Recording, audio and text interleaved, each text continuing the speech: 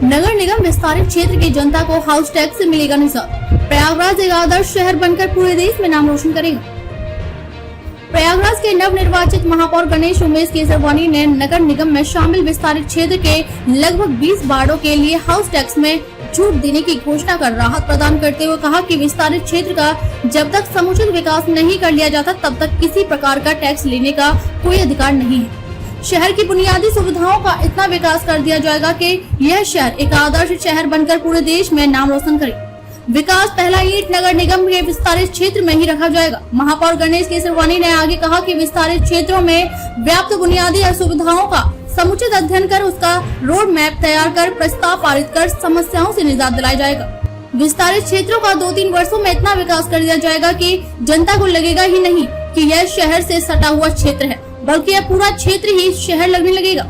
शहरी क्षेत्रों से सटे इलाकों में विद्युत व्यवस्था की समस्याओं को 1 वर्ष में दूर कर 24 घंटे बिजली सप्लाई प्रदान किया जाएगा। नगर निगम शामिल क्षेत्रों में टैक्स लेने के सवाल पर बताया कि विस्तारित क्षेत्रों का जब तक समुचित विकास नहीं कर लिया जाता तब तक किसी प्रकार का कोई टैक्स लेने का कोई अधिकार नहीं है। नगर निगम में बजट की कोई कमी नहीं, प्रत्येक क्षेत्र का विकास के लिए पर्याप्त बजट जारी किया जाएगा। गुड मॉर्निंग भारत संवाददाता मोहित निषाद की रिपोर्ट। इधर ये क्षेत्र हमारा ये गरीबों का ये इलाका, ये अभी ग्रामीण क्षेत्र में थे, किसी भी टैक्स से अभी वो बहुत दूर रहे हैं। लेकिन अब जब नगर निगम सीमा में हम लोग आ ही गए हैं तो उनके ऊपर जैसे हाउस टैक्स है या इस तरह से, तो उसके लिए कैसे क्या होगा? क्या अचानक खोल दिया जाएगा या अभी उन्हें कुछ मौका मिलेगा? बड़ा सवाल यही उठ रहा है कि अभी उनको जोड़ा गया, सुविधाएं भी नहीं दी गई और तमाम तरह के टैक्स लादने की तैयारी। मैंने पहले भी कहा कि इसका पूरा अध्ययन किया जाएगा और साल भर के अंदर सारी बुनियादी चीज़ों को पहुंचा सकते हैं, पहुंचाने का प्रयत्न करेंगे। माननीय मुख्यमंत्री जी से भी हमारी मुलाकात हुई, आशीर्वाद उनका प्राप्त किया और उन्होंने स्पष्ट कहा कि सरकार की तरफ ऐसे कोई कमी नहीं है। तो बस ये है कि योजना बनाना, प्रस्ताव तैयार करना जो नगर निगम के सीमा के अंतर्गत है, आर्थिक रूप से उसको नगर निगम किया जाएगा। बाकी प्रस्ताव और योजना बना करके सरकार से धन लेकर के बड़ी तेजी के साथ विस्तारित क्षेत्र का विकास होगा। और जहाँ तक टैक्स की बात है, मान लिया जाए कि 1 साल तक जो है हाउस टैक्स से यहाँ के लोग बचे रहेंगे? नहीं, अभी अचानक उनको तो किसी प्रकार कोई टैक्स नहीं थोपा जाएगा। और सही भी है कि जब तक हम अपनी नगर निगम अपनी सुविधाओं को वहाँ तक प्रोवाइड नहीं कर पा रहा है तो टैक्स किस बात का लेगा। इसके साथ ही नगर निगम अक्सर बजट को लेकर रोना रहता है, हमेशा से रहा है। ऐसी स्थिति में आप नगर निगम में बजट की कोई कमी नहीं है। नगर निगम में बजट की कोई कमी नहीं, लेकिन बजट का समुचित तरीके से उपयोग योजना बना करके पूरी तरीके से किया जाएगा। और नगर निगम की आय को भी, क्योंकि ये स्वयं से क्या उसको ऑटोनोमस बॉडी है, तो हमारे पास जो अधिकार है अपनी आय बढ़ाने का, उसका हम प्रयोग करेंगे। और आगे चल के तो संगम को पर्यटक स्थल बना करके भी सारी चीजें की। प्रयागराज में जो विस्तारित क्षेत्र है उसके लिए कोई विशेष पैकेज का भी घोषणा किया जाएगा। जो है मैंने बताया ना कि जो है इसका समुचित अध्ययन करके वहाँ की जो बुनियादी समस्याएं हैं उसका समाधान, पूरा उसका एक रोड मैप तैयार करके उसका एक प्रस्ताव बनाया जाएगा। और उसके बाद जो स्पेशल पैकेज ही है। कुंभ मेला से जो सटे हुए क्षेत्र है जो है, और कुंभ मेला का विकास कार्य भी जो है बहुत तीव्र गति, क्योंकि समय कम है और काम ज़्यादा है, तो किस प्रकार के कार्यों को जो है आप गति प्रदान करेंगे? इसीलिए मैं कह रहा हूँ कि अगर इसमें किसी एजेंसी का भी सहयोग लेना पड़ेगा जो डेवलपमेंट का काम करती है, उसका सहयोग लेकर के। और कुंभ मेला से सटा हुआ क्षेत्र है, कुंभ मेले में माननीय प्रधानमंत्री जी, माननीय पहला सवाल यही है क्योंकि ये विस्तारित क्षेत्र इस बार नगर निगम ने किया गया, व्यापार में 10 वार्ड बनाए गए, यहाँ चुनौतियाँ बहुत ज़्यादा है। क्योंकि आप जिस एरिया में बैठे हैं यहाँ तो मान लीजिए ये सारी यहाँ की सुविधाएँ मिल रही हैं, लेकिन जहाँ आप अंदावा के आगे क्रॉस करेंगे, मरसापुर जाएंगे या उसी में उधर सरसों की तरफ जाएंगे, मलाव गुजर, वहाँ पर पूरी तरीके से बुनियादी सुविधाएँ ही लोगों को नहीं मिल पा रही हैं। ऐसी स्थिति में आपके सामने क्या चुनौतियाँ रहेंगी और कैसे आप यहाँ पर विकास कराएंगे?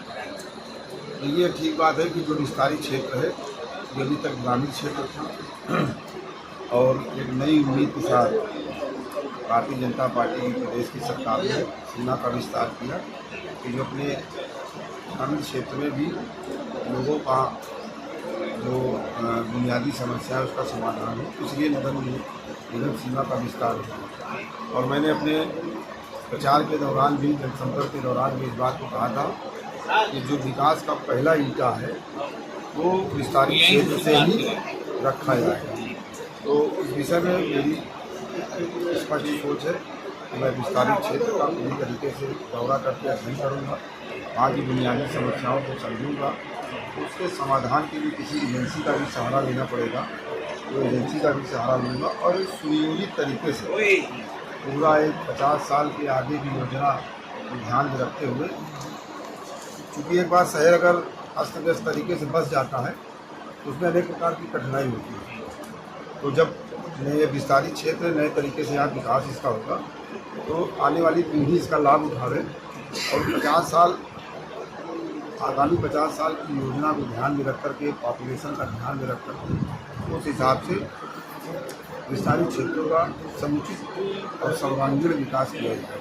जैसा कि 3-4 दिन पहले डीएम की समीक्षा बैठक हुई थी, उसमें उन्होंने कहा था कि जो विस्तारित क्षेत्र है वहाँ पर बिजली की सुविधा सबसे पहले मुहैया कराई जाए, लेकिन हम जहाँ इसके आवासीय क्षेत्र के आगे बढ़ेंगे वहाँ पर बिजली के जो जर्जर तार हैं, इन सभी चीज़ों से अभी हम जूझ रहे हैं। ऐसी स्थिति में कैसे हम 24 घंटे उनको बिजली ठीक बात है। शपथ लेने के बाद मैं बिजली विभाग के अधिकारियों के साथ भी बैठूँगा, उनकी योजनाओं को अध्ययन करूँगा, ऐसे शहर के लोगों को 24 घंटे जो सरकार की मंशा है उसके अनुरूप बिजली मिले और जो हमारे विस्तारित क्षेत्र हैं वहाँ पर जो बिजली के क्षेत्र में जो बुनियादी आवश्यकताएँ हैं, खंभे हैं, तार है, ट्रांसफार्मर्स हैं, पावर स्टेशन की अगर आवश्यकता पड़ती है तो उन सबको भी एक समुचित अध्ययन करके आप देखेंगे कि साल भर के अंदर ही आपको परिवर्तन दिखाई पड़ेगा। मेयर का भी घोषणा किया जाएगा जो है, मैंने बताया ना कि जो है इसका समुचित अध्ययन करके वहाँ की जो बुनियादी समस्याएं हैं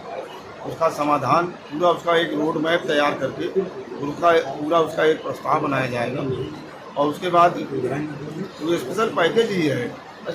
कुंभ मेले से जो सटे हुए क्षेत्र है जो है और कुंभ मेला का विकास कार्य भी जो है बहुत तीव्र गति, क्योंकि समय कम है और काम ज्यादा है, तो किस प्रकार के कार्यों को जो है आप गति प्रदान करेंगे? इसीलिए मैं कह रहा हूँ कि अगर इसमें किसी एजेंसी का भी सहयोग लेना पड़ेगा जो डेवलपमेंट का काम करती है, उसका सहयोग लेकर के। और कुंभ मेला से सटा हुआ क्षेत्र है, कुंभ मेले में माननीय प्रधानमंत्री जी, माननीय मुख्यमंत्री जी, माननीय उप मुख्यमंत्री जी, हमारे ये सब लोग पूरी चिंता कर रहे हैं। तो आप विश्वास रखिए, मैं आपके समाचार पत्रों के माध्यम से मैं विस्तारित क्षेत्र की जनता को आश्वस्त करना चाहता हूँ कि आपका क्षेत्र की सारी बुनियादी समस्याओं का समाधान होगा, समुचित विकास होगा और आने वाले साल 1.5 साल के अंदर ये महसूस ही नहीं होगा ये शहर से जुड़ा हुआ भाग है, ये शहर ही है, ऐसा भाव जागृत। ये स्पष्ट आप कह रहे हैं कि जब तक हम विकसित नहीं कर लेंगे तब तक हाउस टैक्स या किसी तरह का टैक्स नहीं लिया जाएगा। बिल्कुल सही बात है। जनता के आदमी है, अनावश्यक जनता, हमारे यहाँ तो चाणक्य की नीति भी नहीं है कि जितना मधु से मधुमक्खी रस लेती है उतना ही टैक्स जनता से लेना चाहिए।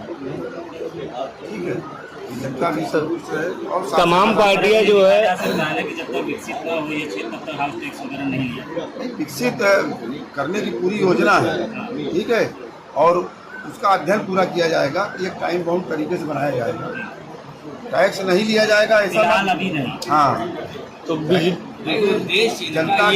जनता की सुविधाओं के लिए ही टैक्स लिया जाता है। ठीक है, तो जनता को जब सुविधाएं मिलेगी तो उसको टैक्स देने में भी कोई दिक्कत नहीं होगी। तो तमाम पार्टी और भी मैदान में तो वो हाउस टैक्स माफ, बिजली टैक्स साहब के तमाम प्रोग्राम चला रहे थे जो इस चुनाव से पहले जो है, तो क्या ऐसा कुछ आप लोग भी करने के लिए? जनता ये जानती है कि लोग जो भावनीय वादे करने वाले लोग जो है कभी अपने वायदे पर खड़े नहीं उतरते, सिर्फ वो वोट मांगने तक रहते हैं, क्योंकि उनको विकास करना भी नहीं है, न उनके पास कोई विकास की योजना है, उनके पास तो विनाश की योजना रहती है। इसलिए जनता ने जो है बेहतर तरीके से शहर सुसज्जित बने और बुनियादी समस्याओं का समाधान हो, जनता को ये महसूस हो कि नगर निगम हमारे साथ, ऐसा भाव।